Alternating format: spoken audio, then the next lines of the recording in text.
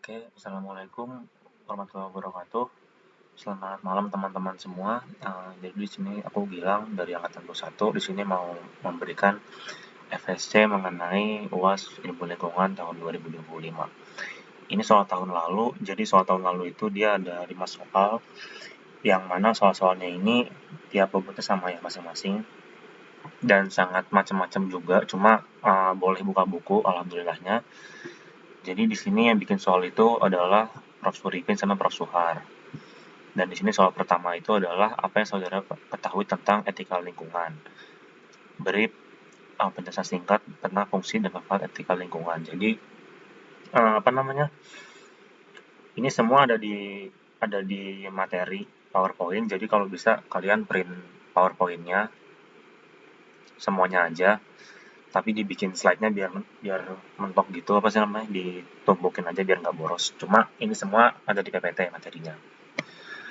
Oke, jadi di sini aku udah buat jawabannya. Jadi etika lingkungan ini adalah cabang dari etika yang membahas hubungan moral antara manusia dan lingkungan alam. Dan fokus utamanya itu adalah bagaimana manusia seharusnya bertindak terhadap alam dan makhluk hidup lainnya, serta bagaimana keputusan yang diambil berdampak pada kelestarian lingkungan. Jadi ini secara umumnya aja gimana gimana etika lingkungan itu, dan ini juga aku tulis fungsi dan manfaatnya juga seperti di soalnya. Dan ini fungsi-fungsi dan manfaat-manfaatnya. Kalau bisa kalian sebutin yang ada di PPT aja. Kalau misalkan udah baru baru tambah-tambahin seperti itu. Ini aku tulis 4, tulis 4. Dan uh, ini soal yang keduanya itu tadi apa? Soal yang keduanya itu adalah jelaskan sekilas tentang daya dukung lingkungan berkelanjutan. Satu, terus bagaimana keterkaitan antara daya dukung lingkungan berkelanjutan dengan pembangunan berkelanjutan atau dengan pembangunan berwawasan lingkungan. Jadi soalnya ini ada dua ya. Jadi yang pertamanya ini jelaskan sekilas mengenai daya dukung lingkungan berkelanjutan. Kemudian soal selanjutnya itu adalah suruh jelaskan bagaimana keterkaitan antara daya dukung lingkungan berkelanjutan dengan pembangunan berkelanjutan. Oke, jadi yang pertama dulu, yang nomor 2 soal 2, kita jelasin dulu apa itu daya dukung lingkungan yang berkelanjutan.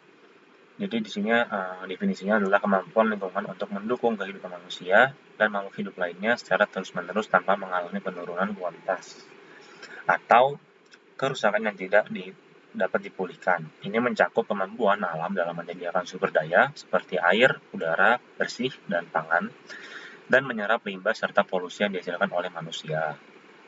Ini definisi secara umumnya, singkatnya aja. Kemudian ini adalah keterkaitan dengan pembangunan berkelanjutan.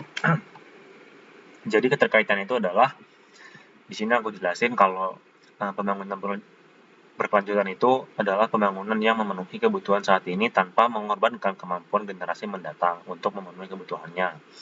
Jadi seperti yang kita ketahui, kalau misalkan pembangunan berkelanjutan, sustainable development itu dia itu adalah pembangunan yang bisa untuk mengakomodir kebutuhan manusia untuk saat ini dan juga mempersiapkannya untuk masa yang akan datang. Jadi dia lebih ke pembangunan yang berdampak panjang gitu loh, secara fungsi maupun secara manfaat.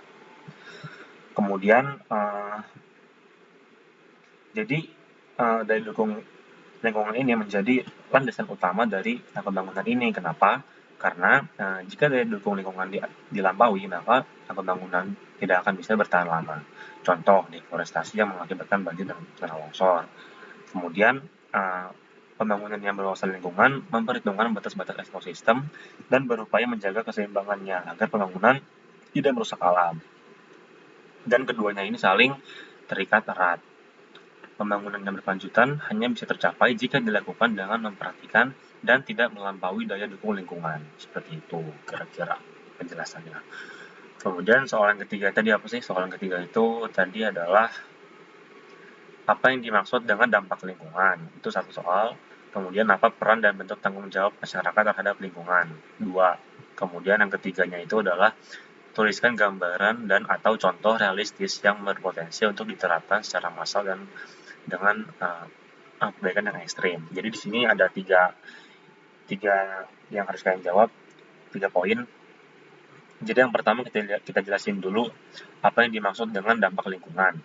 Di sini kita jelasin dulu, dampak lingkungan adalah segala perubahan pada lingkungan yang terjadi sebagai akibat dari aktivitas manusia, baik yang bersifat positif maupun negatif.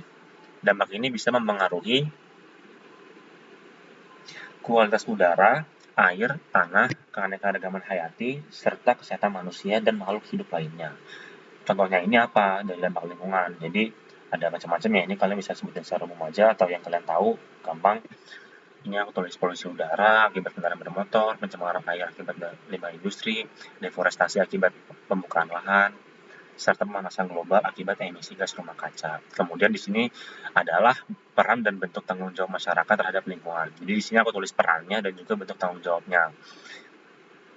Jadi sebenarnya ini mirip-mirip ya, cuma kalau peran itu kan dia lebih ke masyarakat ini gimana sih perannya gitu loh, sebagai apa masyarakat itu perannya. Jadi di sini aku tulis sebagai pengguna dan pengelola sumber daya alam, sebagai pengawas terhadap kebijakan dan juga praktik pembangunan, dan juga sebagai agen perubahan dalam menjaga kelestarian lingkungan. Kemudian apa dari peran-peran tersebut, bagaimana bentuk tanggung jawab masyarakat. Jadi ini lebih ke penjelasannya aja, penjelasan dari yang atas. Nah ini menggunakan konsumsi berlebih, mendaur ulang, menanam pohon, menghemat energi dan air, serta berpartisipasi dalam kegiatan pelestarian lingkungan.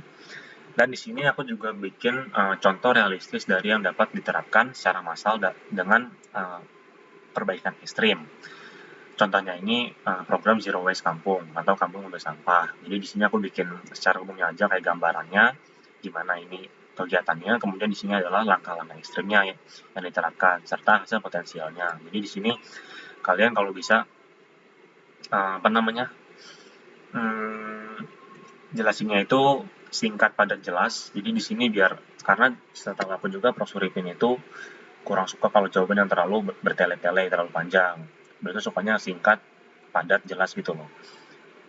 Ringkas tapi padat gitu loh bisa menjawab yang ditanya gitu loh. Berbobot lah. Jadi nggak terlalu suka yang begitu panjang. Dan ini aku bikin langkah-langkah ekstrim yang ditetapkan serta hasil potensial. Kemudian nomor 4 itu apa sih soalnya tadi? Nomor 4 soalnya adalah jelaskan upaya-upaya saudara sebagai stakeholder dalam berpartisipasi untuk tidak menambahi beban lingkungan dan berikan contohnya. Jadi di sini untuk upaya-upaya kita dalam berpartisipasi untuk tidak menambah beban lingkungan dan berikan contohnya gitu loh. Jadi kita kan sekarang sebagai mahasiswa, dan gimana cara kita, upaya-upaya kita itu untuk nggak menambah beban lingkungan dan berikan contohnya. Jadi yang nomor 4 itu langsung aku jawab aja.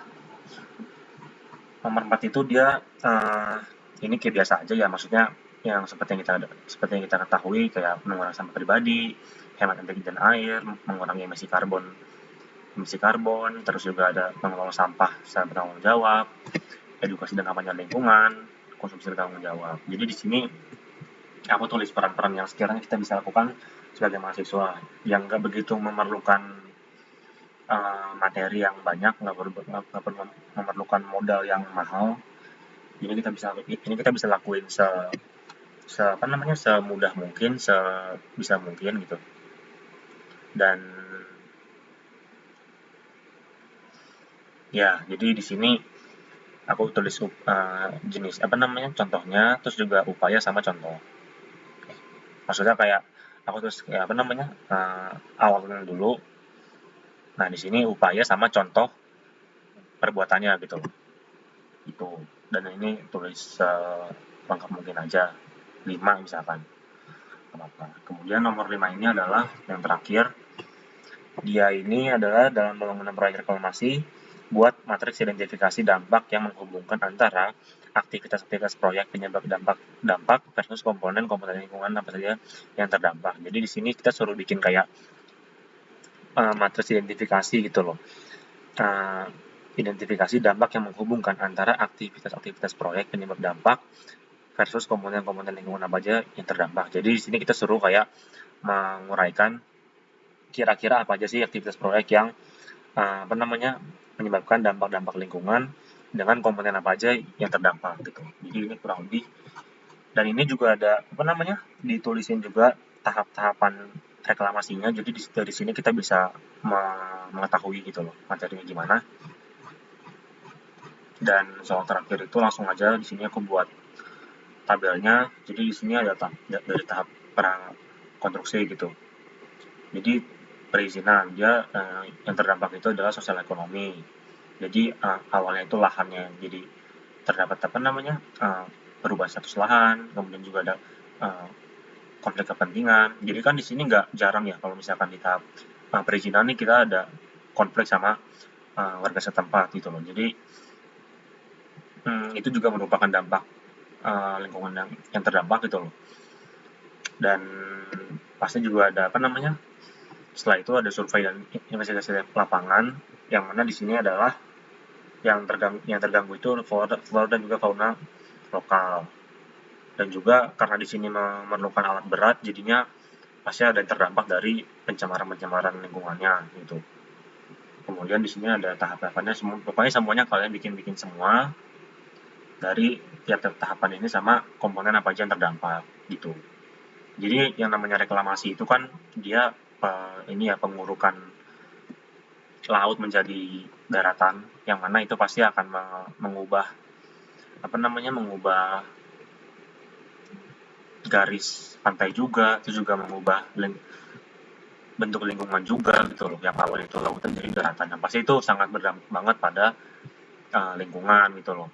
Seperti air bisa naik dan makin panas juga, itu pokoknya bisa terjadi semua. Jadi di sini dibikin dari tiap-tiap aktivitasnya sama